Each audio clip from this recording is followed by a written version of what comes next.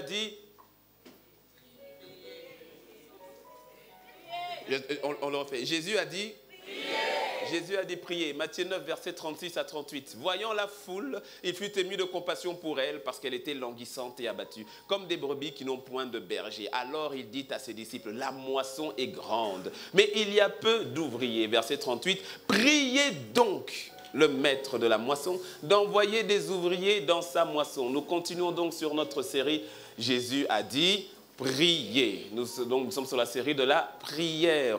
Avant d'aller vers la moisson, nous l'avons dit, le Seigneur demande d'abord aux disciples d'aller vers le maître de la moisson. Et le chemin pour aller vers le maître de la moisson, c'est par la prière. Parce que Dieu est esprit et donc tu communiques avec lui au niveau de la prière. C'est pour ça que Dieu s'attend à ce que tu pries. La prière n'est pas optionnelle. La prière est une priorité dans la vie de tout enfant de Dieu.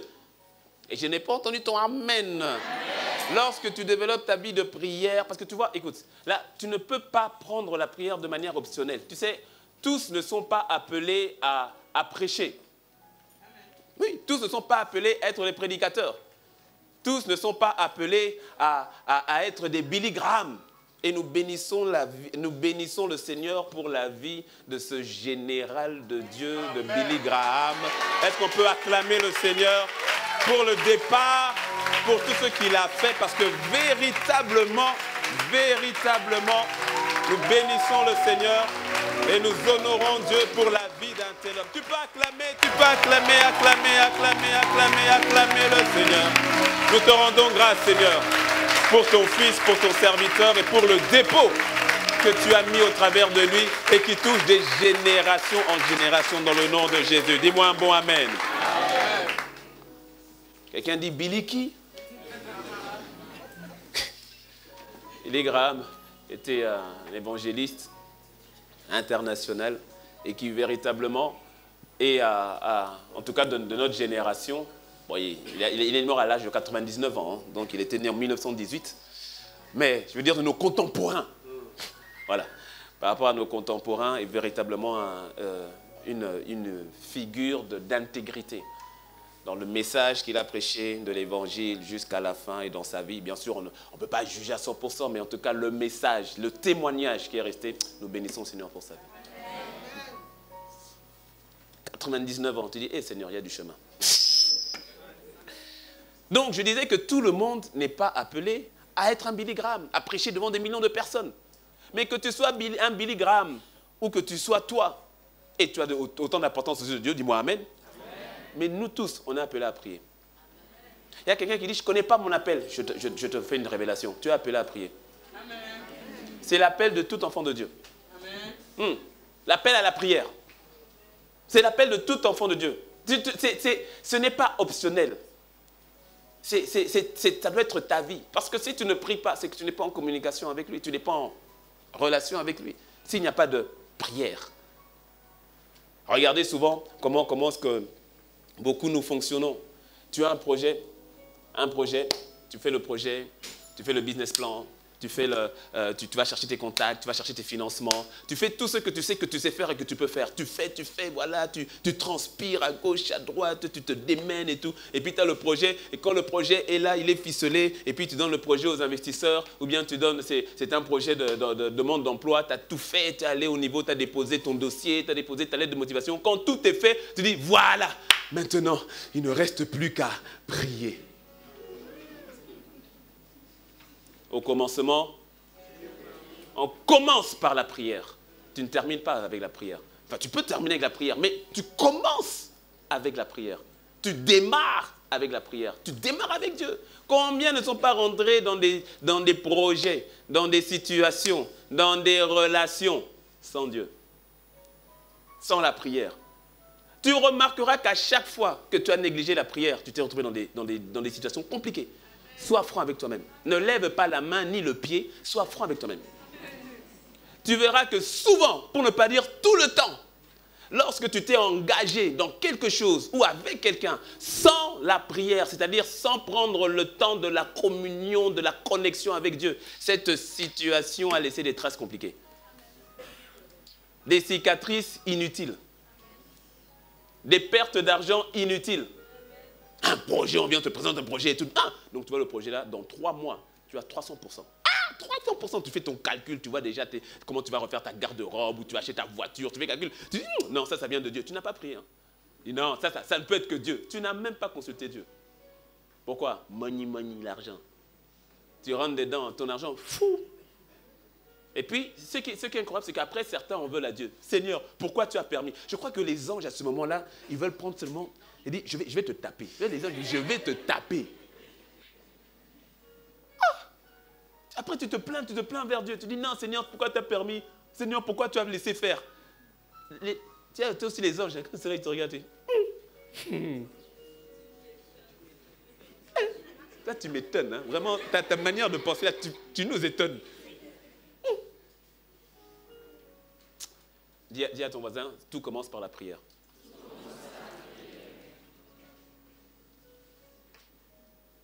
Bien sûr que tu ne fais pas que prier, mais tu commences par prier. Le reste suit.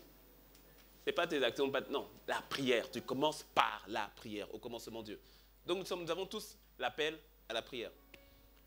Tous. Que tu sois mature, spirituel, ou que tu sois bébé, débutant, spirituel, on est tous concernés par les prières. C'est pas parce que c'est par la prière, ce n'est pas parce que tu as 10 ans, 5 ans, 30 ans de conversion que maintenant tu as un doctorat de la prière, donc c'est bon. Tu es diplômé de la prière, maintenant la prière c'est pour les autres. Non, mon ami, c'est pour ça qu'on parle de croissance, de grandir dans la notion de prière. On est tous concernés. Et la vérité, c'est que plus tu grandis, plus tu as une expérience avec Dieu, plus tu dois aller loin dans la prière avec Dieu. La prière est le moyen de nous connecter avec le Saint-Esprit qui nous remplit alors de l'amour pour Dieu et pour les hommes. C'est ainsi que tu verras qu'il est difficile, voire impossible, de croiser une personne qui se dit être une personne de prière, mais qui est toujours aigrie, toujours en colère, toujours jalouse, cupide, critique, accusateur, calomniateur. Il est impossible que tu sois une personne de prière et qui émette de telles choses dans sa vie. Parce que tu sais, prier est une chose, mais c'est parce que la vérité, c'est que tout le monde prie. Oui, tout le monde prie. Quand tu vas à côté, tu vas voir qu'il prie même 5 fois par jour. Ton voisin, je ne sais même pas s'il a prié aujourd'hui. Non, tout le monde prie. Donc ce n'est pas d'abord une question de prière. Toutes les religions prient. Même le païen prie. Surtout quand la mort arrive. Oh Dieu! Oh Dieu!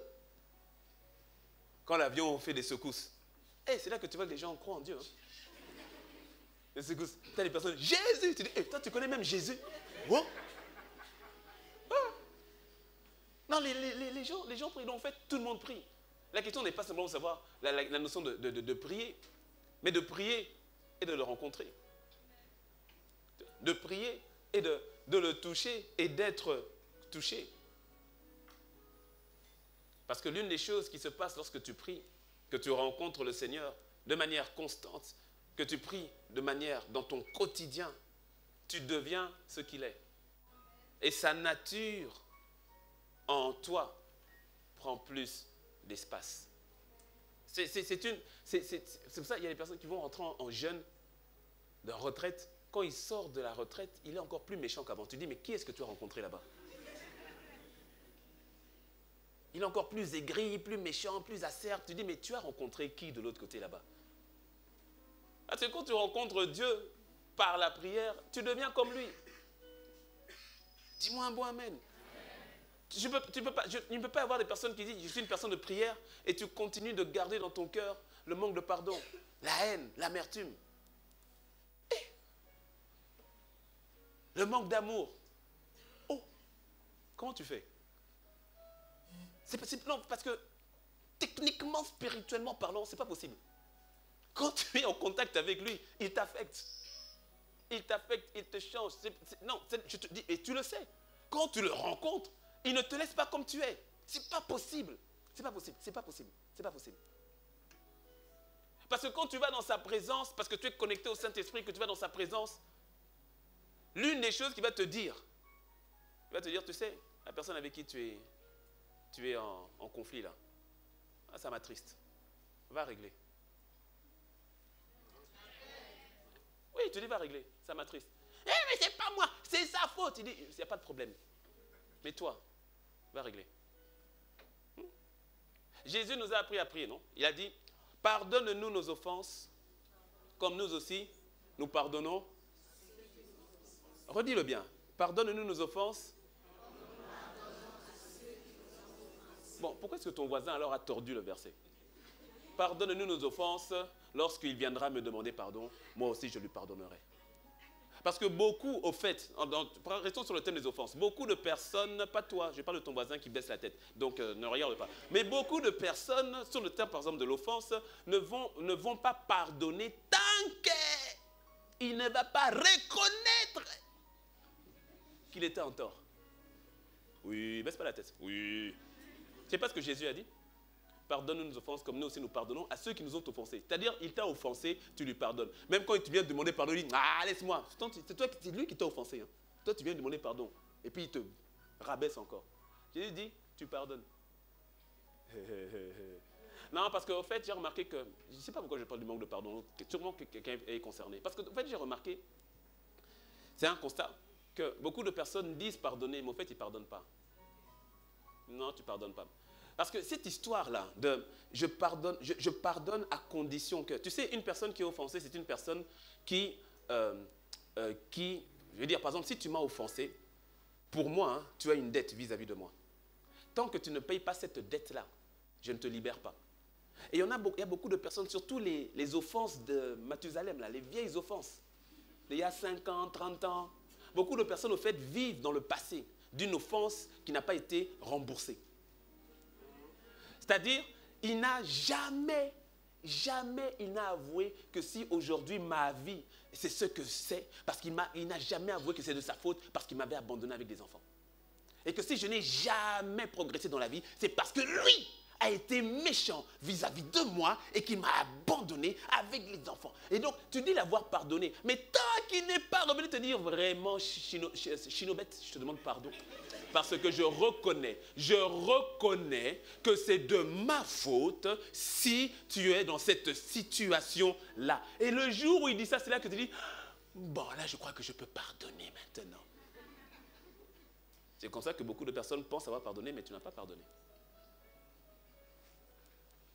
Quand tu vas dans la présence de Dieu par la prière, et que tu es vrai, parce que c'est une chose de prier, c'est une chose d'être vrai dans la prière. Il recherche ceux qu'il adore en esprit et en vérité. En esprit, c'est par le Saint-Esprit, parce que Dieu est esprit. Et donc, tu ne peux que l'approcher par l'esprit. Donc, c'est le Saint-Esprit qui, voilà, par l'esprit. Mais en vérité, c'est la notion que tu viens selon ce que Dieu dit, selon la vérité de Dieu, pas selon ta vérité à toi. Rappelle-toi, on l'a vu il y a 3-4 dimanches, je crois. Tu viens selon la vérité de Dieu, pas ta vérité à toi. C'est ainsi que lorsque tu viens dans sa présence et que le Seigneur pointe du doigt sur quelque chose ou que ça te fait mal, tu vas encore prier, mais tu vas prier dans la fausseté parce que tu ne vas pas vouloir exposer cet aspect-là où Dieu a parlé. Et à ce moment-là, tu n'es plus en esprit et en vérité.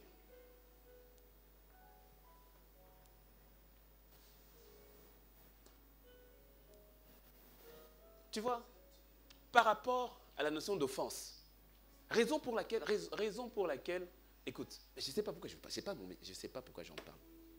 Tu vois, par rapport aux offenses, raison pour laquelle Pierre pose la question, à Jésus. Combien de fois pardonnerai-je, mon frère? Serait-ce 7 fois? Il dit non, 70 fois 7 fois. Et Jésus, toujours dans la même pensée, Jésus dit, si quelqu'un vient te fait du mal, et que 7 fois dans la journée, il vient te demander pardon, tu lui pardonneras. Il vient le matin, il te gifle, pas. Tu dis, toi, allez, je te demande pardon. Tu pardonnes. Il vient, il tape ton enfant. Tu dis, toi, mon enfant, je te demande pardon. Tu pardonnes. Il passe, il raye ta voiture. Tu dis, je te demande pardon. Tu pardonnes. Le soir, il t'insulte au téléphone. Oh, toi, la tête, on dirait un australopithèque. Ah, toi, je te demande pardon. Tu pardonnes. Pierre a dit, augmente notre foi. Il a dit, là, Jésus, faut augmenter la foi là. Il faut augmenter. Jésus dit, ce qui est impossible aux hommes est possible à Dieu. Qu'est-ce qu'il est en train de dire? Qu'est-ce qu'il est en train de dire? Il est en train de dire, je sais que tu ne peux pas le faire. Il dit, toi aussi, rien que les exemples que j'ai donnés, même moi, je dis, Seigneur, vraiment, tu tapes mon enfant comme ça, moi tu regardes, je te tape un peu et puis on s'explique. Tu vois? Mais lorsque tu viens et tu t'humilies devant Dieu, et tu viens dans sa présence, tu te connectes à lui dans la vérité, de ce que lui il dit, de ce que lui il veut, de ce que lui il exige, et que tu viens dans cette vérité-là. Là maintenant tu laisses vraiment la place à l'esprit. En esprit et en vérité. Et laisse-moi te dire que la vérité, c'est qui? C'est l'esprit de vérité. Oh là là. Qui t'emmène vers la vérité, qui n'est personne d'autre que Christ lui-même. Je suis la vie, la vérité. Tu vois? Et il t'emmène vers lui. Il t'emmène toujours vers une personne, vers quelqu'un. La prière t'emmène vers lui, vers une personne. Et c'est lui qui le fait après au travers de toi. Est-ce que tu me suis? Sinon, le thème de mon message, je ferme la parenthèse, mais si c'est ton cas, le Saint-Esprit est en train d'insister, mais si c'est ton cas, ferme les yeux, fermons les yeux. Je ne vais pas te demander de te lever, mais si c'est ton cas, mets la main sur ton cœur. Si c'est ton cas, mets la main sur ton cœur. Par rapport à l'offense, tu as été offensé. Et il y a une offense, cette offense-là qui reste. Tu le sais, quand je parlais, ça t'a directement, tu as vu l'image, ça t'a fait même mal.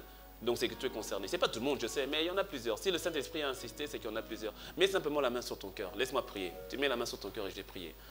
Father God, thank you. Père, merci. Seigneur, merci. Merci. Une restauration que toi seul es capable de faire. Donne à mon frère, donne à ma soeur la capacité, Seigneur, de laisser aller, de libérer. Par égard pour toi, par amour pour toi. Que cela vienne de toi. Ça ne peut venir que de toi, Seigneur. Ça ne peut venir que de toi. Alors je prie, par le Saint-Esprit, que ta puissance soit libérée dans la vie de mon frère et de ma soeur. Dans le nom de Christ Jésus. Cette offense qui a été faite, ce mal qui a été fait, Seigneur, que mon frère et ma soeur s'en soient libérés. Si tu en parles, c'est parce que tu veux libérer. Tu ne libères pas ta parole en vain. Ta parole est libérée. Elle ne revient pas à toi sans avoir accompli le but pour lequel tu l'avais libérée. C'est pour cela que je proclame une libération dans le cœur de mon frère et de ma soeur, dans le nom de Jésus. Dans le nom de Jésus. Une libération.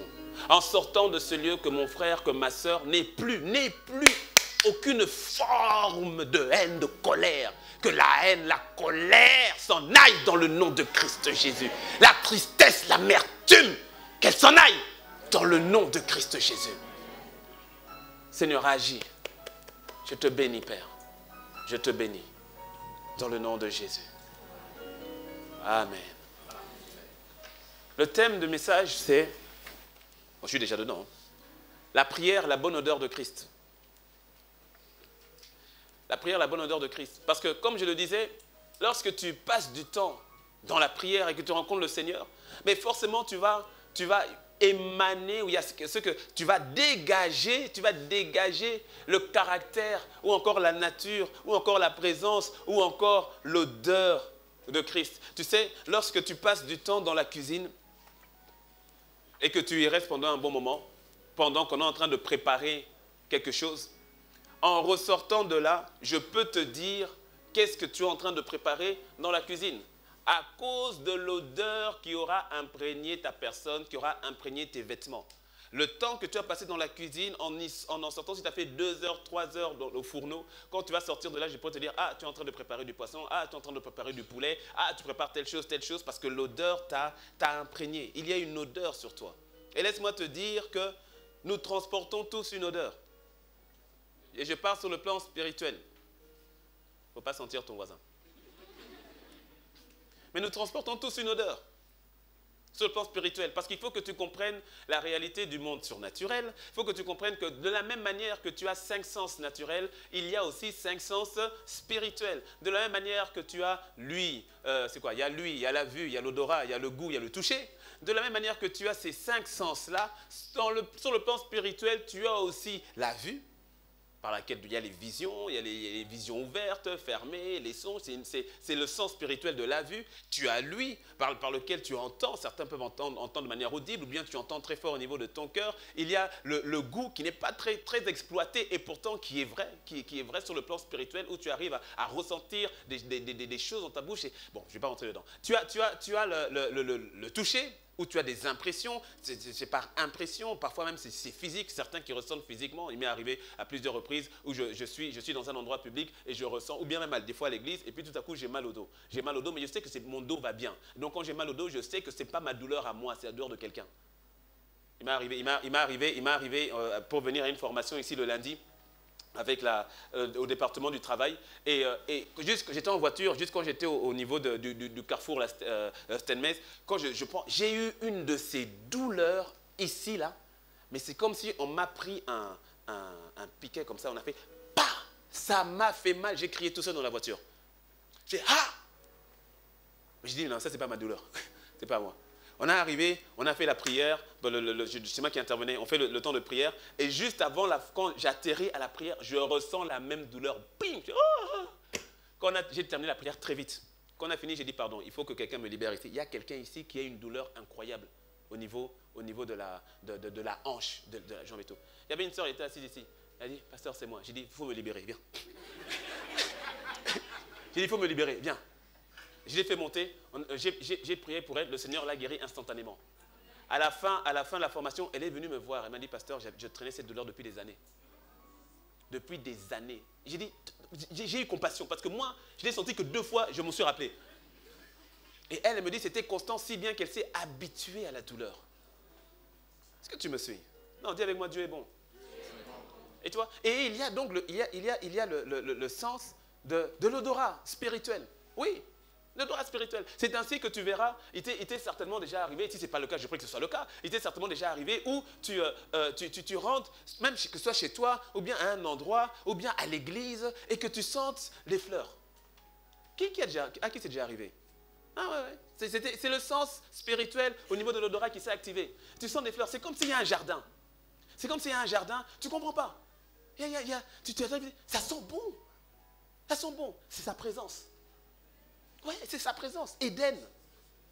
C'est incroyable. Et il y a une odeur spirituelle. Dans l'autre sens aussi. Ouais. Ou tu parles avec quelqu'un, mais il y a une odeur nauséabonde. Tu dis, mais qu'est-ce que c'est que ça? Tu dis, c'est pas possible. Tu dis, mais c'est quoi cette odeur? Quand la personne est là. Et laisse-moi te dire, sur le plan spirituel, les agents du diable, ils voient ça. C'est comme ça qu'ils peuvent savoir, ils sont même à côté de toi. Tu es là, tu peux lever les mains et dire, toi, il y a une odeur chez toi, je connais. Ouais. C'est une odeur. Lorsque tu transportes le péché, laisse-moi te dire que sur le plan spirituel, l'odeur n'est pas bonne du tout. Du tout, du tout, du tout. Du tout. En général, quand tu as des excréments, ne visualise pas. Quand tu as des excréments, je donne la couleur. Mais non, mais il faut que tu comprennes bien le message. Quand tu as des excréments quelque part, quels sont les insectes prisés qui arrivent? Et les mouches. Oui. Ils suivent la matière et l'odeur. Les mouches. Oui. Lucifer a quel nom? Satan, le malin, le diable et Belzébul. Belzébul qui veut dire le seigneur des mouches. Tu ne savais pas. Maintenant tu sais. Et donc, laisse-moi te dire que Belzébul, Satan et les mouches, c'est démons. Le seigneur des démons. Laisse-moi te dire que ces démons planent là où il y a des mauvaises odeurs. Donc, quand tu gardes le péché dans le cœur, tu attires autour de toi les démons. Belzébul. C'est pour ça que dans le monde spirituel, ils arrivent à détecter très facilement. Très, très facilement. Ne joue pas avec le péché. Jésus en a payé de son sang par rapport au péché. Ne joue pas avec le péché. Ne joue pas avec le péché. C'est que tu transportes une odeur. Une odeur compliquée. Mais que cela ne soit pas ton cas dans le nom de Jésus. Dis-moi un bon amen.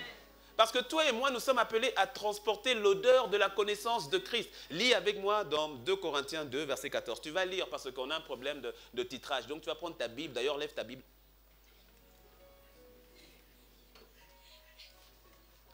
Lève ta Bible. Lève ta Bible. J'ai pas envie de voir des portables. Voilà. Mais non, avec amour, regarde ton voisin qui n'a pas de Bible. Avec amour. Et puis tu lui dis, c'est la dernière fois, hein? Non, dis bien le 1 là. C'est la dernière fois, hein? J'ai pas entendu ton 1. Maintenant, avec amour, partage ta Bible avec lui. Et on va dans 2 Corinthiens 2, verset 14. Ah, je vois qu'il y a de plus en plus de Bibles maintenant. C'est bien, alléluia. 2 Corinthiens 2, verset 14. Grâce soit rendue à Dieu, qui nous fait toujours triompher en Christ. Rien que ce passage, on peut faire tout un séminaire, mais on ne va pas en parler. Je vais parler de la deuxième partie. Et qui répand par nous en tout lieu l'odeur de sa connaissance. On le lit ensemble. 1, 2, 3. Grâce soit rendue à Dieu, qui nous fait toujours triompher en Christ. Et qui répand par nous en tout lieu l'odeur de sa connaissance. Dis-moi un bon amen. Amen. Il répand par toi. Alléluia. Il répand par toi. Oh là là, par toi. Il répand par toi. En tout lieu. C'est-à-dire que partout où tu te déplaces, il y a une odeur magnifique. L'odeur, mais quelle est cette odeur? C'est l'odeur de sa connaissance. L'odeur de sa connaissance. L'odeur de la connaissance de Christ sur toi communique dans ton environnement son amour, sa bonté, sa grâce, sa foi, sa paix, sa tempérance, sa sainteté. Parce que toute odeur, comme je l'ai dit, communique un message. Toute odeur est porteuse d'informations. Dis-moi un bon amen. Et par toi, le Seigneur veut transporter l'odeur de la connaissance de Christ. Parce que la mort aussi a une odeur. Rappelle-toi Lazare. Lazare, 4 jours que Lazare est mort. Jusque-là, on avait vu Jésus ressusciter les morts, mais c'était des morts qui venaient de mourir. Mais là, ça fait 4 jours. 4 jours au point où tout espoir est terminé. Il n'y a plus d'espoir, c'est fini. On ne peut plus rien faire. Et lorsque Jésus arrive en retard, parce que Marthe lui dit, tu étais ici, ah, mon frère ne serait pas mort. Sous-entendu, tu es en retard. Comme il y a plusieurs situations dans notre vie où on pense que Dieu est en retard. Il y a 35 ans, Seigneur, tu m'avais dit à mes 22 ans que j'épouserais un homme de Dieu.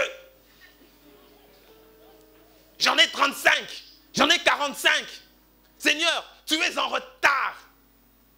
Qui t'a dit? Qui t'a dit? Si c'est lui qui t'a dit je suis en retard, ok. Mais s'il ne t'a jamais dit que non, je suis en retard. Et attention, parfois tu dis que Dieu est en retard, parfois c'est toi qui l'as retardé. Non, écoute, il faut que tu arrêtes, je parle à quelqu'un, il faut que tu arrêtes de blâmer Dieu. Arrête de le blâmer, arrête de le blâmer.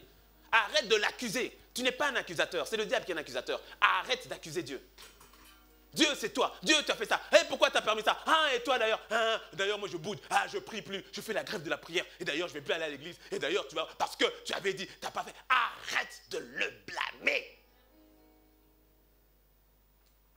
Si tu savais le nombre de choses que Dieu fait pour toi, tu n'es même pas au courant. Cette bouche même avec laquelle tu le blâmes, si tu savais le nombre de fois qu'il t'a préservé pour que tu puisses continuer à parler. Arrête de le blâmer. Ne joue pas le rôle de l'accusateur. Ce n'est pas toi, c'est le diable au travers de toi. Arrête de lui laisser accès. Ne le blâme pas. Ne le blâme pas.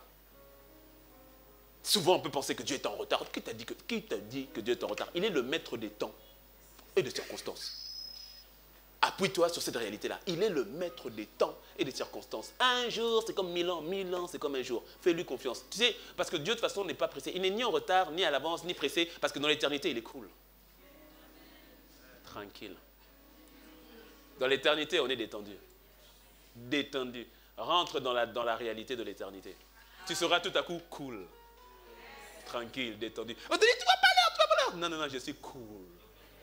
Pourquoi? Je suis dans le domaine de l'éternité. Là-bas, il n'y a pas de stress, on n'est pas pressé. Non, tout est cool, tout est stable, tout est cool. Monte un peu, marche un peu par l'esprit. Quitte un peu la chair. Et si tu ne sais pas comment quitter la chair, va prendre le livre du pasteur Yvan. Neutraliser l'ennemi public numéro 1, la chair. Vraiment, je recommande à toute l'église. Vraiment, tu dois lire le boulis de bouquin. Je pense que ça va nous donner moins de travail à nous, les pasteurs. Amen. Oui. Beaucoup moins de travail, beaucoup moins d'entretien. Neutraliser la chair, l'ennemi public numéro 1. Le livre est disponible, audio aussi. Si tu n'aimes pas lire, pas si tu ne sais pas lire, si tu n'aimes pas lire. Si tu n'aimes pas lire, vas-y. Ou bien, même s'il y a des difficultés à la lecture, écoute-le. Le livre est disponible en audio. Dis-moi un bon amen. Ça fait 4 jours, Lazare. Et écoute le détail. Il sent déjà. Parce qu'il y a une odeur qui nous a envoyé un message. Il y a une odeur qui nous a envoyé un message pour dire que c'est trop tard.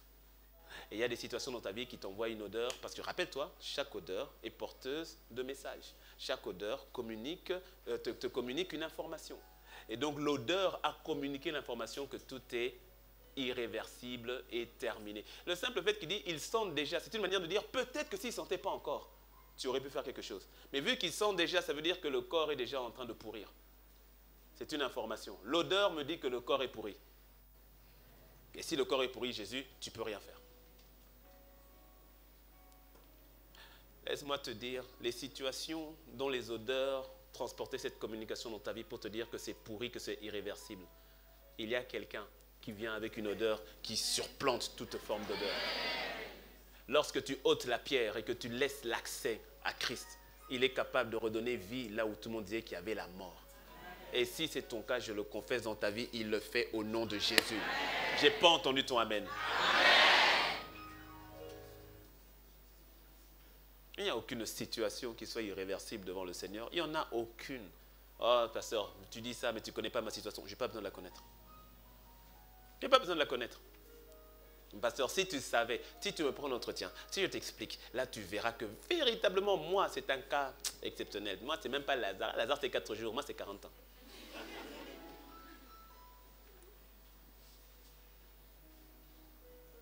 Il est capable. Dis avec moi, il est capable. Alors, je commence à t'arrière. Il y a 2 éléments qui font que tu sois imprégné d'une odeur. Donc 2 éléments qui font, il y en a plus, mais j'en prends que de 2 éléments qui font que tu puisses être imprégné de l'odeur de la connaissance de Christ. Parce que pour que cette odeur émane, il faut que tu en sois véritablement imprégné. Et pour ce faire, il y a 2 choses. Il y a la notion de proximité et la notion du temps. Je garde l'image de la cuisine. Il y a le fait, tu peux être dans la cuisine, mais si la cuisine est grande et que tu es à l'arrière, l'odeur ne va pas forcément t'imprégner aussi facilement. Mais si tu es vraiment au fourneau, tu es là devant la marmite et tu y restes longtemps, ben l'odeur, tu la prends de manière plus flagrante. Donc il y a une notion de proximité. Dis avec moi proximité.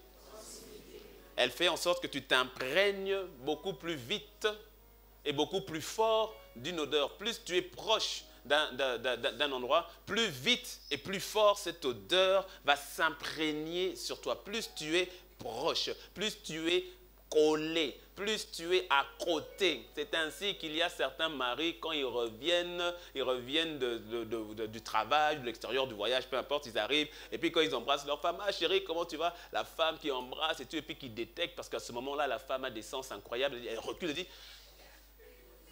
c'est quel parfum que tu as? Et là, quand le mari, tout à coup, est pris la main dans le sac, il dit, t'as dit quoi? Quoi? Non, le parfum que tu as, ce n'est pas mon parfum, je ne le reconnais pas, mais c'est un parfum féminin. C'est à qui?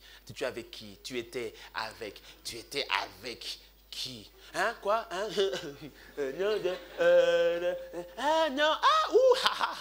Ma petite sœur, j'ai rencontré ma petite sœur, ça faisait longtemps, on s'est pas vu, on s'est pris dans les bras. C'est vrai que son parfum est bon, je te l'achète. Hein?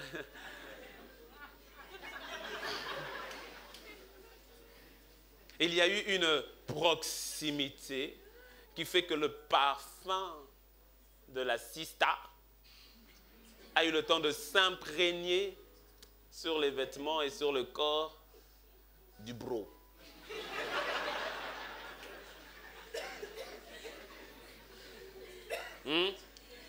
La proximité.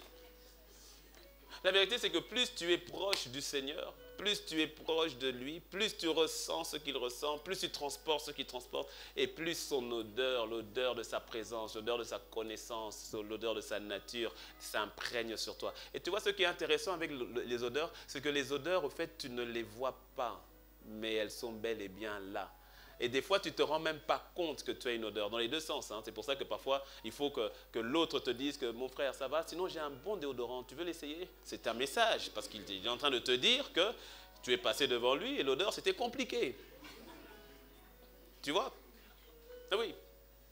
Non, quand ton frère, ton ami te fait passer ce message-là, accepte-le. Non, gentiment. Dis-moi amen.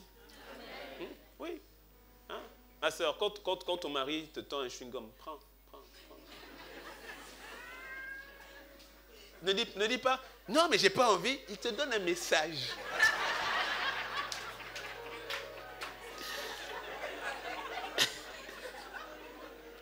Il est en train de te transmettre un message. Parce que quand tu as parlé, l'odeur là a communiqué une information où tu avais besoin d'aide, prends chewing-gum. Parce que les odeurs, souvent, on n'en est pas conscient. On n'en est pas conscient. C'est pour ça, mon frère, tu vois, tu as ton frère, toi, ta soeur. Si vraiment c'est ton frère, c'est ta soeur. Hein? Bon, c'est vrai que dans certains cas, voilà, tu dois passer par quelqu'un et autres. Mais si c'est ton frère, c'est ta soeur. Bon, mon frère va vers ton frère, ma soeur va vers ta soeur. Hein, ok, il ne faut pas chercher de problème. Mais si c'est ton frère, et toi, ton frère, vraiment, vous êtes là, il dit, oh mon gars, comment tu vas? Et puis vraiment, tu as failli tomber, quoi. Et puis il dit, hé, j'ai l'onction. Mon gars, c'est pas l'onction. C'est pas l'onction, c'est pas l'onction. C'est pas l'onction, c'est pas l'onction. Dis-lui avec amour, mais dis-le lui. Donne-lui des stratégies, j'en sais rien. Dis-le lui. Parce que le gars, il sait pas, le pauvre, il sait pas. À chaque fois, les six, tu as le voix de l'autre. Hé, mon frère, quand il vient, hé, ma soeur. Oui, mon frère. Pourquoi? Mais parce que le mot est déjà passé. Hein? Celui qui sent, il a un nom. Santerre extrême. SE, nom de code. Ah, lui, c'est le frère, c'est le frère. Santerre extrême. Tu vois? Non, aide ton frère, aide ta soeur. Parce que les odeurs, on n'en est pas conscient. Qu'elles soient bonnes ou mauvaises, on n'en est pas conscient. C'est pour cela, il est important, cette notion d'être conscient que tu transportes une bonne odeur. Parce que tu vois, c'est très frustrant quand tu vois une personne hyper bien habillée et qui ne sent pas bon. Tu as remarqué? C'est un message, une dichotomie incroyable. C'est-à-dire, tu le vois, il est bien là, bien. Et quand il passe à côté de toi, bonjour. Tu dis, non, c'est pas lui. Ça ne peut pas être lui. Mais tu sais, c'est la même chose. Lorsque tu viens avec ta grosse Bible. Tu viens d'où? Je viens de l'église. Ne dis pas que tu viens d'ICC. Je viens de l'église. Je viens de l'église, hein, je viens de l'église. Et puis tu commences à parler des insanités. Tu commences à dire, hey, regarde, t'as vu sa tête là? Mais vraiment, espèce de triangle isocèle. Hein.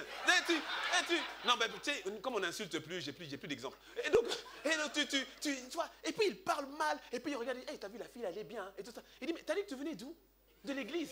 Mais tu viens avec la Bible. Il dit, oui, d'ailleurs, on a parlé de l'odeur spirituelle. On a parlé de l'odeur spirituelle. C'est-à-dire que les gens te voient, tu es censé, c'est comme si tu es bien habillé, mais tu dégages un truc qui n'est pas normal, quoi. Hein? Dès le moment où tu te dis enfant de Dieu, dans ton école, dans ton université, les gens vont te tester d'ailleurs. Et ça, tu le sais. Parce que tu te dis enfant de Dieu. Et d'autres ne vont pas te tester. D'autres vont venir vers toi en se disant, toi, tu dois être différent. Les autres me tapent. Les autres m'insultent parce que je ne suis pas beau, parce que je ne suis pas belle, parce que je suis un peu bête, un peu retardée. Et j'ai tendance à bégayer. Et les gens se moquent de moi. Mais toi, j'ai appris que tu es chrétien. Et donc, il vient vers toi. Et toi aussi, tu dis, tu te moques de lui. Toi, vraiment, tu es comme ça. Il dit, Dans ta famille, on a appris que tu t'es converti. Et pourtant, tu es le premier à jeter de l'huile sur le feu pour embraser les conflits familiaux. On a appris que toi, tu t'es converti et tu es le premier à faire une émeute par rapport à l'héritage. Ah, on ne va pas laisser passer. Hein. Ils se venaient. Nous, on n'est pas n'importe qui. Hein. Moi et mes frères, ils vont venir, ils vont voir. Ah, on va aller devant les tribunaux. Ils vont voir. Et mon Dieu va se révéler. Ils vont voir. Ah.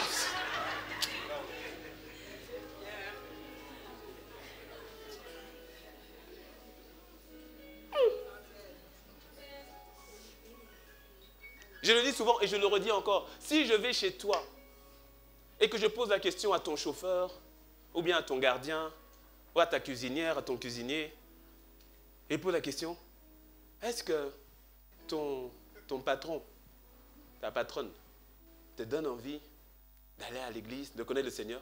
Et s'il me dit, patron, va à l'église. La manière dont il me parle là, tu me dis qu'il va à l'église.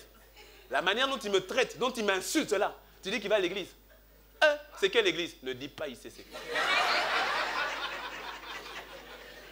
Je te l'interdis. Dis à l'église universelle de Dieu. Ne dis pas.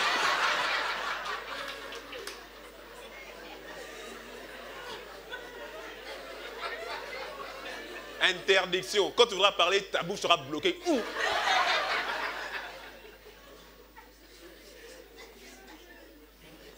Non, parce que, écoute, il dit en tout lieu, c'est-à-dire partout, tout le temps, en tout lieu, pas qu'à l'église.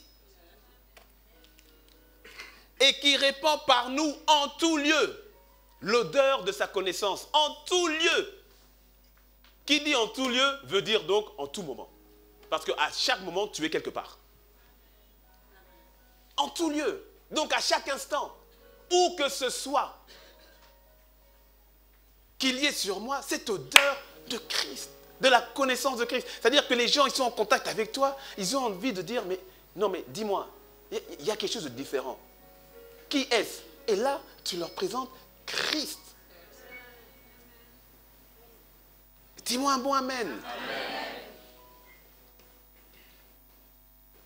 Donc la notion de s'approcher, la proximité, être proche de lui. Quand tu es proche de lui, mais automatiquement ce qu'il est, ça va déteindre sur toi.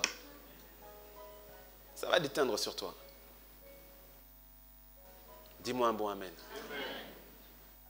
Et s'approcher, il y a un effort à faire.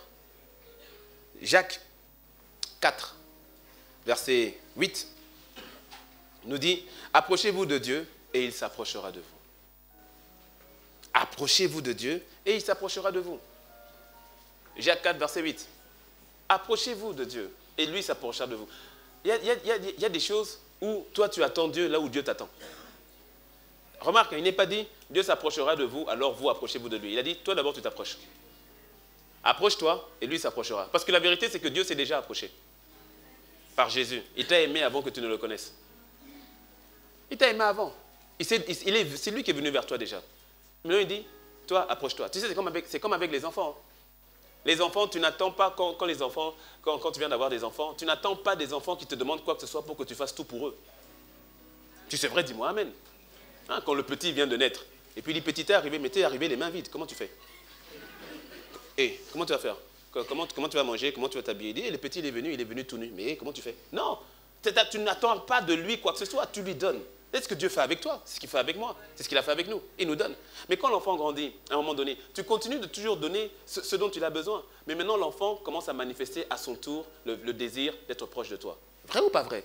Et tu remarqueras que tu aimes tous tes enfants, mais tu as toujours un enfant là qui manifeste toujours plus à lui-même. Il va vouloir venir vers toi. Et sans vouloir faire exprès, ce petit a plus de faveur. En fait, tu ne le fais pas exprès. Tu ne fais pas exprès, mais c'est quoi? Mais c'est simplement que lui, mais il est toujours là. Plus il grandit, il devient adolescent et autres, mais il commence à connaître tes battements de cœur. Parce que quand les autres vont jouer, lui, il vient dans ton bureau. Ah, papa, je vais juste passer du temps avec toi. Et puis, des fois, le petit grandit et tu commences à t'exprimer avec lui et à lui dire certaines choses. Et puis maintenant, tu commences à lui dire certaines choses par rapport à la famille, à lui dire certaines choses par rapport au projet que tu es en train de faire, jusqu'à ce que sans s'en rendre compte, quand maintenant l'enfant est adulte, papa s'en va, et puis les gens sont tenus, oh, pourquoi est-ce qu'il a tout donné à lui? Mais en fait, lui, il connaît le cœur de papa. Et à ce moment-là, mais papa, et tu sais, hein, c'est pour ça que quelqu'un m'a donné ce conseil. je trouve très, très inspiré. Il disait par rapport aux parents, et c'est aussi idem même dans le cadre spirituel, au fait, par rapport aux parents spirituels et autres. Il disait, ne lègue pas, je paraphrase, mais en gros, il disait, ne lègue pas ou ne transmets pas le bâton au fils que toi tu aimes le plus, à l'enfant que toi tu aimes le plus, mais transmets le bâton à l'enfant qui t'aime le plus. Et je crois que c'est très inspiré parce que quand je vois comment Jésus a fonctionné, c'est ce qui s'est passé. La Bible dit, Jean, le disciple que Jésus aimait. Mais c'est Pierre à qui il a donné les clés. Parce que tu vois que Pierre, à sa manière aussi, aimait énormément Jésus. Est-ce que tu me suis? Tu vois que Pierre était tellement attaché à Jésus, au point où il voulait se suicider lorsqu'il a coupé l'oreille de Malchus. Parce que pour rappel, Pierre ne visait pas l'oreille. Pierre voulait tuer Malchus. Et en tuant Malchus, il savait qu'il se livrait à la mort. Est-ce que tu me suis? Il en est de même avec le Seigneur. Tu vois, Dieu dit à Adam, dans le jardin, Genèse 2, quand on regarde dans l'histoire dans le jardin, et par rapport aux arbres qui étaient dans le jardin, on met beaucoup l'accent sur l'interdiction de Dieu qui a dit « Tu ne mangeras pas de l'arbre de la connaissance du bien et du mal parce que le jour où tu en mangeras, tu mourras. » On met beaucoup l'accent dessus. Mais le même passage, si tu regardes juste un petit peu plus haut, tu vas voir que Dieu, le même Dieu, parle au même Adam et lui dit « Tu pourras manger de tous les arbres du jardin. » On se focalise sur l'interdiction là où Dieu a donné une grande permission. Il dit, tu pourras manger de tous les arbres du jardin. Tu veux une mangue? Prends-toi une mangue. Tu veux un ananas? Prends l'ananas. Tu veux quoi? Betterave? Prends les betteraves. Tu veux quoi? Les carottes? Prends les carottes. Qu'est-ce que tu veux? Tu veux une salade de fruits? Fais-toi une salade de fruits. Tu pourras. Tu pourras. En d'autres termes, Dieu, ce n'est pas Dieu qui détermine jusqu'où vous êtes proches l'un et l'autre. C'est toi qui le détermine. Ce n'est pas Dieu, c'est toi. C'est toi. C'est toi qui détermine jusqu'où tu veux aller avec Dieu. Dieu est là. Je le dis souvent, je donne souvent cet exemple, je le redonne. Il est comme un océan. Tu viens avec une cuillère, tu repars avec une cuillère. Devant l'océan. Vois l'océan comme quelque chose d'infini. Tu viens avec un verre, tu repars avec un verre. Tu viens avec une bouteille, tu repars avec une bouteille. Avec un seau, tu pars avec un seau. Un bidon, tu pars avec un bidon. Un conteneur, tu pars avec un conteneur. Tu viens avec un système de drainage. Tu as de l'eau tout le temps. Mais tu verras que chaque chose que j'ai énumérée demande plus d'efforts, plus d'exercice. Une cuillère, c'est facile. Un seau, c'est déjà plus difficile. Un conteneur, il faut une logistique. Mettre un système de drainage, il faut une grande logistique. Mais c'est toi qui décides. L'océan est là. Dieu est là. Approchez-vous. Peu s'approche. Dieu est descendu. Dieu descend dans le désert avec Moïse et le peuple d'Israël. Dieu descend, il dit à Moïse, va dire au peuple, va les prévenir, va leur dire qu'ils se sanctifient. Je viens à leur rencontre. La rencontre. Parce que la prière, c'est rencontrer Dieu. Je viens à leur rencontre. Je vais venir, je vais descendre, je vais les voir et tout. Ok. Moïse passe le message. Quand Dieu descend, le peuple dit, qui est fou? Qui est fou? Le peuple recule. Et puis Moïse qui dit, mais non, venez, c'est pour vous éprouver que Dieu est venu dire, non, non, non, non, non, non, non, non, non. Moïse dit, pardon, faites pas ça, pardon. Venez, Dieu est venu, il veut avoir une communion avec vous directement. Le peuple a dit, non, Moïse, va, que Dieu te parle et toi, dis-nous. Quand tu lis l'histoire du peuple d'Israël dans le désert, tu vas comprendre qu'à vrai dire, la pensée de Dieu n'avait jamais été qu'il y ait un Moïse, grand Moïse, et qu'il soit là à faire le prophète pour les autres. Dès le départ, Dieu était déjà en train d'emmener sa pensée initiale qui voulait être un Dieu qui est en communion directe avec son peuple. C'est le peuple qui a dit non, Moïse, toi va là-bas. C'est le peuple qui a fait donc de Moïse un prophète à cette dimension-là. Et c'est pour ça que c'est Moïse qui a tout pris. C'est Moïse qui a tout pris. Le peuple a dit non, on ne veut pas, on ne veut pas le rencontrer, on ne veut pas être en contact. Parce que tu vois, souvent quand tu es en contact avec lui, comme j'ai dit tout à l'heure, il y a cette notion de vérité qui vient. Et on n'a des fois pas envie de voir ce que Dieu dit que nous sommes. On dit non, non, non. Parce que quand Dieu vient, il vient dans sa lumière, il vient dans qui il est, et puis les ténèbres donc sont exposées. Et parfois on ne veut pas exposer les ténèbres. On ne veut pas exposer les zones d'ombre. Ce qui fait qu'on ne s'approche pas en vérité. C'est pour cela que dans le même passage de Jacques 8, approchez-vous de Dieu et il s'approchera de vous. Et il continue, nettoyez vos mains, pécheurs, purifiez vos cœurs, hommes irrésolus. Je ne comprenais pas la corrélation entre les deux. Il dit, approchez-vous, mais dans la vérité. Approchez-vous dans la vérité. Dis-moi un bon amen.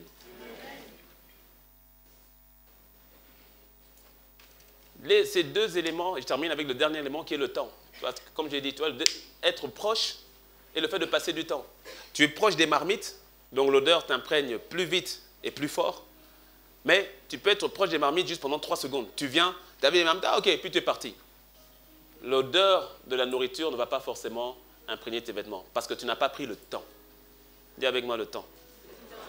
2 éléments, la proximité et le temps. Le temps, il est important de prendre le temps avec une personne afin de connaître la personne. Il est important de prendre le temps avec le Seigneur afin de le laisser t'imprégner.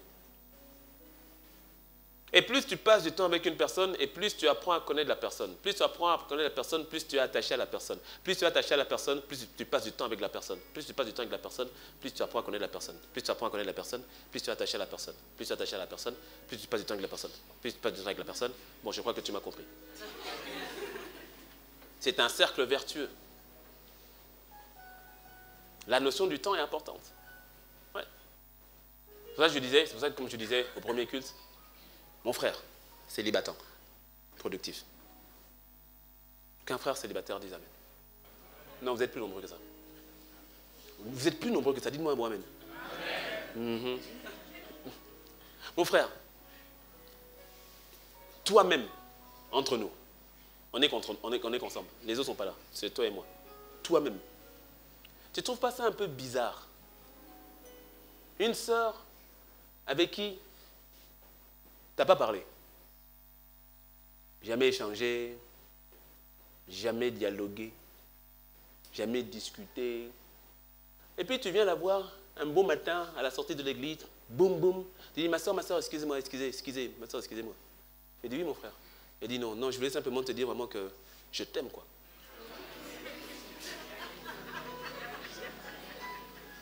Je vais te dire que je t'aime et que je crois vraiment que je vais faire ma vie avec toi. Mon frère. Ou peut-être parce que tu l'as dit bonjour 2, 3 fois, et puis à la 4e fois, tu dis bonjour et je t'aime. Ou même si vous avez discuté, bon, vaguement, ça va mon frère, tu es à quel département? Ah, tel département, ah d'accord, moi, ah d'accord, une fois. Deuxième fois, ça mon frère, oui, tu habites, ah d'accord, 2 fois. Puis 3e fois, tu viens, puis non, vraiment ma soeur, je voulais te dire que je t'aime. Mais mets-toi maintenant à la place de la soeur.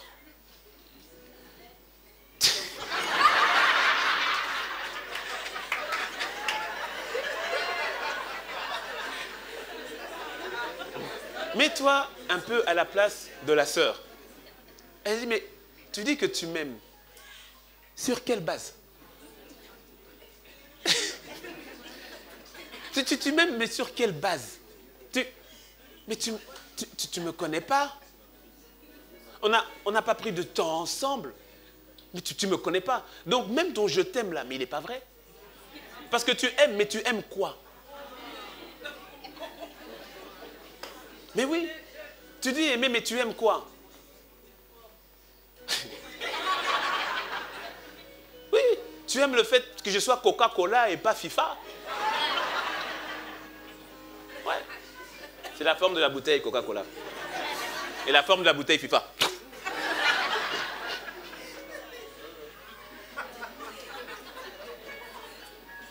Donc, au fait, tu as vu la forme de la bouteille et donc tu aimes ce type de bouteille. Ou tu as vu les cheveux, ou tu as entendu la voix, j'en sais rien, mais tu as vu quelque chose. Mais en tout cas, ton je t'aime là, c'est pas possible, tu ne me connais pas. Tu ne sais pas si j'aime les roses rouges ou les roses blanches, ou si j'aime les fleurs ou pas. Tu sais pas si je suis quelqu'un de gai, de jovial ou d'introverti. Tu sais pas quels sont mes défauts. Parce que j'en ai. Et donc, avant de me dire je t'aime, es-tu prêt à accepter mes défauts? Et malgré mes défauts, me dire je t'aime. Parce que là, déjà, tu me dis cela, si il y a déjà une relation comme ça, et qu'on se connaît, et que malgré tout, tu dis je t'aime, c'est déjà plus intéressant.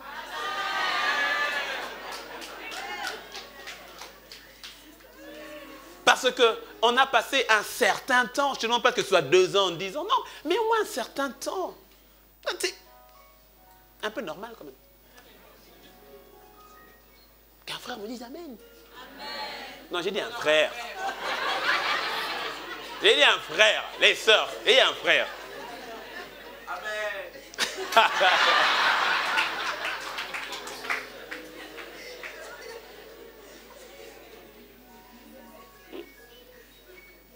Mais comment alors est-ce que tu penses avoir la capacité de dire à Jésus que tu l'aimes sans passer du temps avec lui?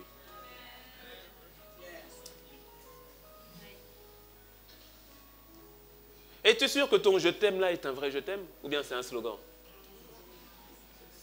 Alors entends mon cœur, l'esprit qui te loue. Je prendrai mes faibles. Ah, c'est beau la mélodie. Hein? C'est beau. Pour te dire quel Dieu merveilleux tu es. Non mais comme ça, je ne pourrais pas te dire combien je t'aime. Alors entends mon cœur. Ah, ça fait pas mal. Hein? Alors entends mon cœur. Alors entends mon cœur. Ah, c'est la mélodie. Parce que tu vois, pour en arriver à dire un je t'aime qui est sincère, c'est que tu passes du temps avec la personne. C'est que tu passes du temps avec la personne, que tu en arrives à le connaître, que tu en arrives à la connaître, que tu arrives à aller plus profond avec lui. Et là, ton je t'aime devient un je t'aime beaucoup plus vrai, beaucoup plus sincère. Parce que tu passes du temps. Et d'ailleurs, une personne que tu aimes, tu sais que tu aimes la personne, on le voit par le temps que tu passes avec la personne. Passer 2 heures à l'église par semaine ne te qualifie pas pour dire que tu aimes le Seigneur. Pardon de te le dire de manière aussi crue, mais ce n'est qu'un constat. Tu ne peux pas passer 2 heures par semaine, qui plus est en public, avec celui que tu dis aimer. Lorsque tu es fiancé, amoureux, marié, tu as des temps, tu as des moments en groupe avec ton conjoint, avec ton fiancé, mais il y a des moments où vous avez envie d'être seul. Imagine un couple, ils ne sont ensemble que uniquement là il y a du monde. Uniquement là il y a du monde.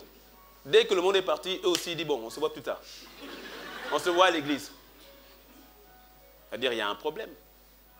Il y a un moment où tu veux t'isoler avec ta femme, avec ton mari. Tu veux te dire, ou même aux enfants, dis les enfants, vraiment allez dormir, allez dormir, allez dormir, allez dormir. Ah papa, on veut rentrer. Non, vous ne rentrez pas, restez dehors. Je veux rester avec ma femme. Je n'ai pas dit votre mère, j'ai dit ma femme. Dehors. Il y a peut-être toujours un moment où tu veux passer du temps seul avec la personne que tu aimes. Ce qui veut dire que si tu veux savoir qu'est-ce que tu aimes ou qui tu aimes véritablement, ben regarde avec qui ou dans quoi tu passes le plus de temps. Non mais tu vois, si tu veux que les choses changent, fais déjà un état des lieux. Ne te mens pas à toi-même. Le Seigneur te connaît et il veut t'emmener plus loin avec lui. Commence à faire simplement les choses dans l'autre sens. Dis-moi Amen. Je répète, tu passes plus de temps, plus tu passes du temps avec une personne, plus tu apprends à connaître la personne. Et ça demande du temps. C'est pour cela que tu ne deviens pas un homme de prière, une femme de prière du jour au lendemain. C'est croissant. Tu y vas de pas à pas et on va le voir posément. Tu ne fais la course avec personne. Tu ne fais pas la performance avec le Seigneur, pas dans le cas de la prière. Beaucoup prient par performance, ça n'a pas de poids. Ce n'est pas une question, tu sais, ça va peut-être te choquer ce que je vais dire, mais laisse-moi essayer de prendre tout le monde. Ce n'est pas le fait d'abord de dire, oui, moi je prie 1 heure, 2 heures, 3 heures, c'est pas ça. C'est pas ça d'abord. Parce que oui, plus tu passes du temps avec le Seigneur, plus tu aimes le Seigneur, plus tu vas passer du temps avec lui, c'est vrai. Mais pour certains, c'est juste une forme de performance. Est-ce que tu sais qu'il est possible d'aimer beaucoup plus la discipline de prière que le Dieu que tu pries? C'est-à-dire que ta satisfaction provient de ta discipline. Quand tu pries, puis quand tu as fait 1 heure, tu as fait 1 heure, tu es content, tu dis voilà, j'ai fait 1 heure. Ok, Et puis le lendemain, j'ai fait 1 heure. Puis le lendemain, j'ai fait 1 heure. D'accord, tu fais 1 heure, très bien. Mais est-ce que tu le rencontres? Si ta joie provient de ta discipline, c'est que tu ne l'as pas rencontré. Ta joie ne provient pas de ta discipline. La discipline est le pont qui te permet de le rencontrer. Tu as une discipline pour avoir à le rencontrer tous les jours. Mais ce n'est pas ta discipline qui doit être la réjouissance de ton cœur. Mais parce que tu l'aimes, tu te donnes une discipline. Ah oui. En tant que parent, par exemple, tu as la discipline de faire en sorte qu'il y ait toujours à manger à la maison pour tes enfants. Mais ta joie, ce n'est pas dans la discipline de devoir acheter la nourriture, c'est que les enfants mangent et grandissent. Si c'est ton cas, dis-moi amen, non? Ah oui.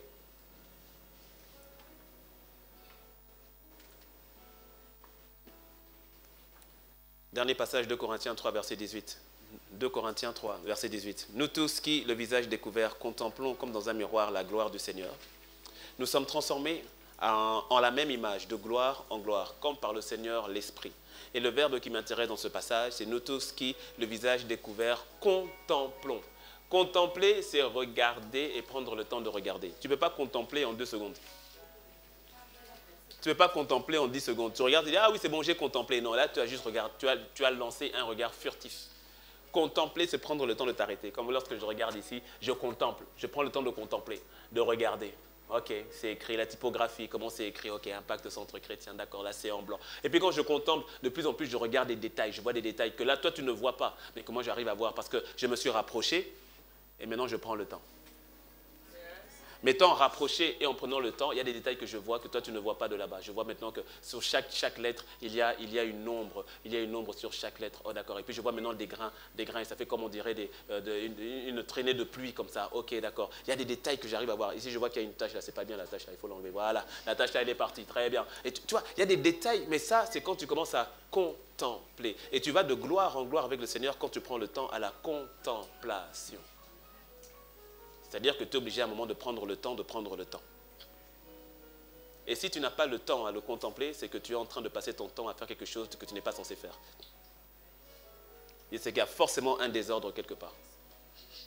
Forcément un désordre quelque part. Quelqu'un qui dit « je n'ai pas le temps à la prière, je n'ai pas le temps pour le Seigneur », c'est qu'il y a un désordre. Il y a un chaos quelque part. Je prie que l'ordre divin revienne. Oui. Jésus pouvait passer 2 heures, 3 heures, 4 heures dans la présence du Père le matin. Et quand il sortait, il passait 2 minutes avec l'aveugle. Il passait 30 secondes avec l'estropié. Ton voisin passe 2 minutes, 3 minutes le matin avec le Seigneur. 5 heures devant les cas difficiles dans la journée. 3 heures devant les situations difficiles dans la journée. C'est pour ça que tu te fatigues. Et tu rentres dans un cercle vicieux. Parce que la journée te fatigue et t'épuise. Parce que tu mets toute ton énergie pour la journée au lieu de mettre toute ton énergie d'abord avec le Seigneur. C'est un investissement qui te fait gagner du temps dans la journée. Tu pries le matin et le Seigneur te prévient, ton patron là, il va te faire quelque chose de compliqué. Tu es préparé. Donc quand il le fait, tu avais déjà anticipé. Tu n'as pas prié. Tu arrives, le patron te fait une crasse. Tu dis, ah, comment il a pu faire ça et tout, et ton âme et tout ça, moi je vais quitter. Et tu appelles un tel. Et voilà, tu es parti dans une tourmente. La nuit, tu dors avec le cœur, la tension et tout ça. Tu es parti loin. Pourquoi? Tu n'as pas prié le matin. Non, je ne parle pas de toi. Non, toi, pas toi. Je parle de celui qui est derrière toi. Et si derrière toi, c'est le mur, je parle de celui qui est devant toi. Dis-moi un bon amen.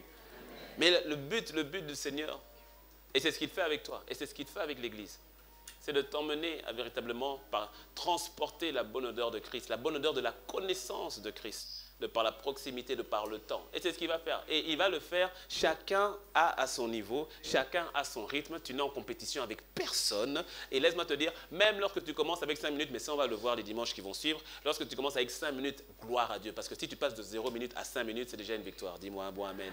Et après 5 minutes, ça va devenir 8 minutes. Et puis après, ça va devenir 15 minutes. Et sans t'en rendre compte, ce qui était d'abord un devoir, le devoir de la prière va se transformer en discipline de la prière. Et ce qui était une discipline de la prière va se transformer maintenant en joie de la prière. Dis-moi un bon amen. Inclinons la tête et prions.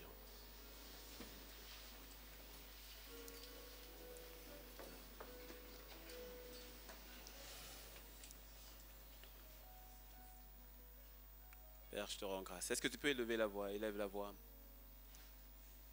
Les odeurs, on n'en est pas conscient souvent, comme je l'ai dit. Mais là, tu peux faire de manière consciente. C'est pour ça qu'il y a par exemple les parfums, les déodorants. C'est parce qu'étant conscient des odeurs, que les odeurs ne se maîtrisent pas, alors tu mets de manière consciente un déodorant, tu vas mettre de manière consciente un parfum. Et c'est exactement ce que tu te dois de faire. De manière consciente. De dire, Seigneur, de manière consciente, je veux transporter l'odeur de la connaissance de Christ. De manière consciente. Est-ce que tu peux élever ta voix? De manière consciente, Seigneur.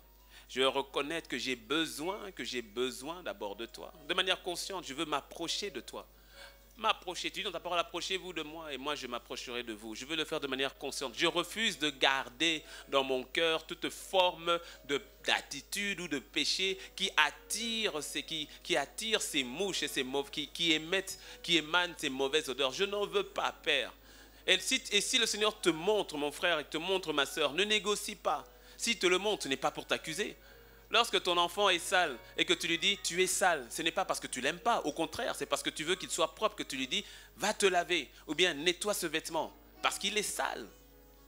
Tu le fais par amour pour l'enfant. Quand le Saint-Esprit te montre une saleté, quand le Saint-Esprit te montre un point qui ne va pas ou qui est souci ou qui est cause de mauvaise odeur, ce n'est pas pour te faire du mal. Bien au contraire, c'est parce qu'il t'aime. Et les mouches, il voit ces mouches autour de toi qui t'ennuient et qui t'embêtent et qui emmènent beaucoup de situations mauvaises. Et donc, il le fait par amour pour toi. Il n'y a rien que le Seigneur puisse faire pour te faire du mal. Non, jamais. Jamais.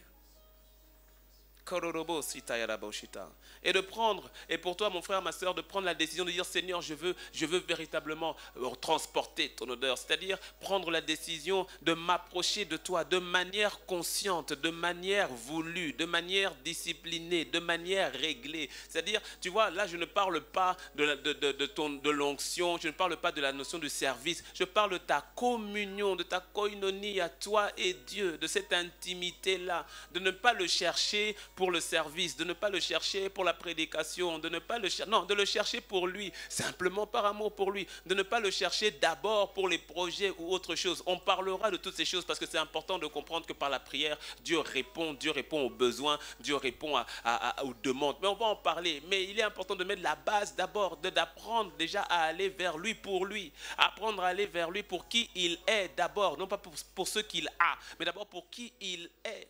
Et de dire, Seigneur, je prends la décision de m'approcher de toi. Approchez-vous de Dieu et Dieu s'approchera de vous. C'est une promesse. Tu es en droit de dire, Seigneur, je m'accroche à cette promesse. Tu m'as dit que si je m'approche de toi, tu t'approcheras de moi. Alors je prends la décision dès ce soir, dès cette nuit, dès demain matin, de m'approcher de toi. Ça veut dire de sortir de ma zone de confort, comme la femme à la perte de sang qui est sortie de chez elle, là où elle était confinée. Elle était confinée dans les problèmes, elle était confinée dans la tristesse, confinée dans le rejet, confinée dans la honte, confinée dans les problèmes financiers, mais elle a décidé de sortir et de s'approcher. Il y a une attitude de ta part qui peut faire en sorte que tu provoques Dieu là où même Dieu peut-être ne s'attendait pas à agir. C'est comme cette femme qui a provoqué la puissance, qui a provoqué la personne de Jésus. Elle est sortie de sa zone de confort pour aller s'approcher. Et la Bible dit, et comme elle s'approcha par derrière, elle s'approcha, Matthieu 9, elle s'est approchée et elle a touché son vêtement. Tu dois t'approcher de Dieu parce que tu vois, il y aura parfois toutes sortes d'obstacles,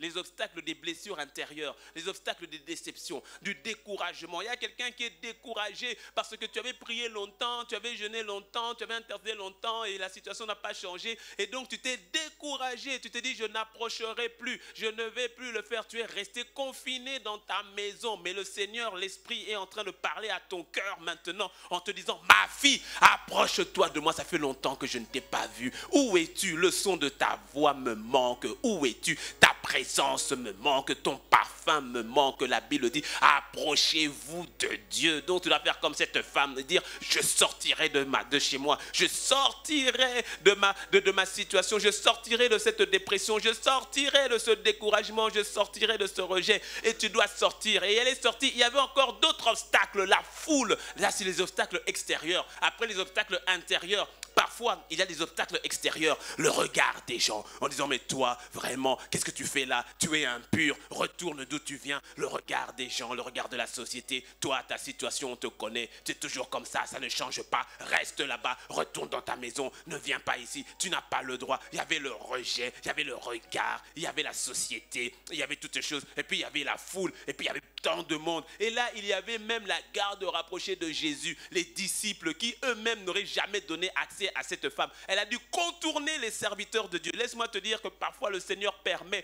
que dans ta situation, il ferme les yeux du pasteur. Que tu demandes un entretien au pasteur, le pasteur tarde ou bien il oublie de te rappeler. Le Seigneur le fait exprès parce qu'il ne veut pas que tu passes par un homme. Il veut que tu passes par lui directement parce qu'il veut une rencontre avec toi. De la même manière qu'il a dit, je ne veux plus passer par Moïse, je veux rencontrer le peuple directement. Et parfois le Seigneur veut te rencontrer directement. Alors il ferme les yeux de ses serviteurs. Alors il envoie une forme d'amnésie dans ses serviteurs afin que tu sois obligé de dire, Seigneur, même les hommes m'ont lâché. Oui, le Seigneur le permet parce qu'il veut que tu t'approches de lui. Que toi tu t'approches de lui. Parce qu'il te veut toi. Rien que toi et lui. Il permet qu'il y ait une incompréhension autour de toi. Il permet que les gens parfois ne te comprennent pas. Il le permet parce qu'il veut que tu t'approches. Que tu t'approches de lui. Que tu le touches. Avec un cœur sincère. Il n'a jamais dit avec un cœur parfait. Mais que tu le touches avec ton cœur. En toute vérité, en toute humilité, tel que tu es. Parce que laisse-moi te dire que l'odeur de Lazare n'a pas empêché Jésus d'aller dans la tombe. Dans cette odeur nauséabonde, insupportable, Jésus est rentré. Il n'a pas peur de la situation. Il n'est pas effrayé, dégoûté de ta situation. Non, non, non, non. Et il dit simplement, approche-toi. Quand Adam a péché, c'est pas Dieu qui a fui, c'est Adam. Dieu est venu au rendez-vous comme d'habitude. Dieu ne savait-il pas que Adam avait péché? Si, mais il est venu au point de rendez-vous comme d'habitude. Adam, où es-tu? Où es-tu? J'ai péché, je me suis caché parce que je suis nu.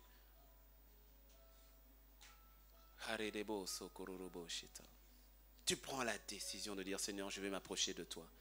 À la hauteur de où tu es. Je ne te demande pas de partir, commencer à faire 2 heures de prière, là où tu n'avais même pas 1 minute de prière, ce serait irréaliste. Mais de commencer simplement à dire avant de dormir, Seigneur, je vais prendre 5 minutes avec toi. Je vais prendre 10 minutes avec toi, mais avec un cœur sincère. Laisse-moi te dire, le Saint-Esprit va t'emmener dans une dimension que tu ne croyais pas. Une dimension que tu croyais impossible. Il est celui qui restaure. Il est celui qui restaure. Il y a plus d'une vie de prière qui est restaurée en cette journée. Élève ta voix, élève ta voix.